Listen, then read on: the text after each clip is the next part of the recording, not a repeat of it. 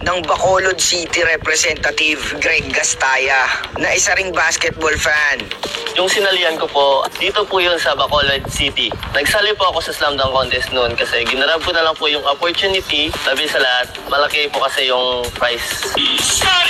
Tumataginting na 20,000 ang mapapanalunan sa dunk contest na ito.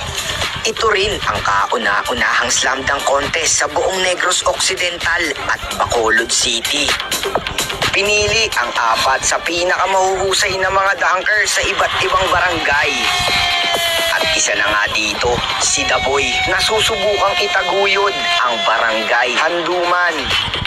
Matapos tawagin ang mga kalahok, oras na para ipakita ni Daboy sa maraming tao ang kanyang talento.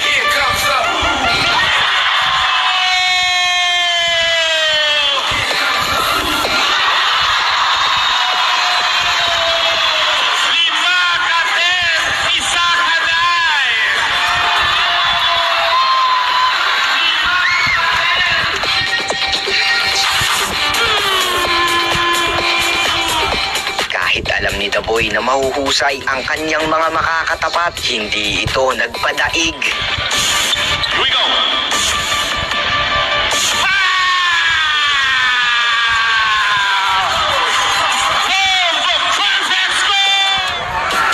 Dahil perfect score ang mga dunk ni Daboy, pasok ito sa finals.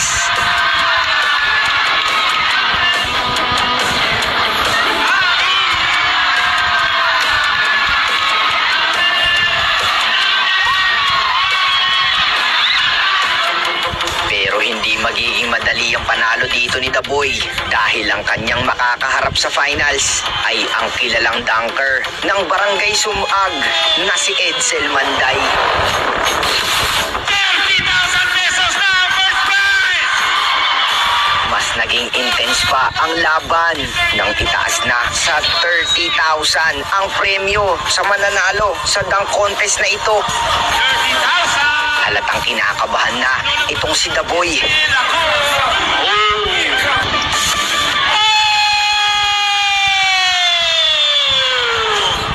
Dahil perfect score muli ang nakuha ni Edsel Manday. Mataas ang pressure ng dunk attempt na ito dahil kailangan niya maka-perfect score para maitabla ang laban. Sinubukan nito ang dunk attempt na di inaasahan ng kanyang mga kalaban.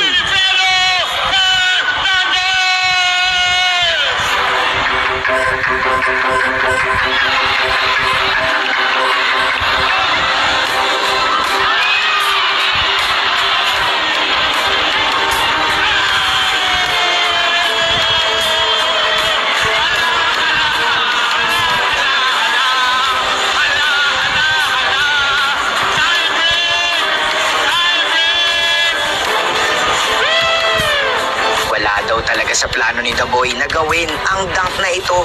Kaya nagulat din siya mismo nang magawa niyang mag-take off malapit sa free throw line. Yun po yung ginawa kong dunk kasi yun po yung feeling ko na makapapanalo sa akin nung time na yun. So we need a tiebreaker. Gusto mo sila mag-toss coin para sa order lang or we keep the order? Tinapos ni Daboy ang laban sa isang malupit na windmill dunk.